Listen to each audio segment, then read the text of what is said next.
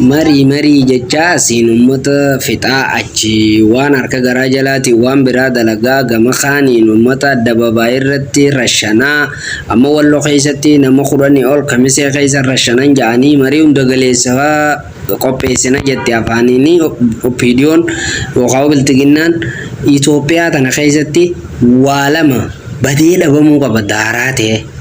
Tokko akka Itoophiyaatti sirni nafxanyaa jaamu wanti nafxii jaamu kun olaantummaan isaa cabee burkutaa'ee daaraa ta'uu qaba. Lammaffaa nuti immoo akka Oromootti qabsoon nuti godhuu qabnu kana booda asii achi mariidhaan sobamuu tokko hin qabnu waan mariin nu sobuu hin qabdu jechuudha. Waan kana dura taane 2018 ni yaadannaami OPDO wanni jaamu Oromiyaa keessa buqqaatee hiddisiilleen akka buraanaatti barbaanne dhabama yoo goone qofa nuti akka Oromootti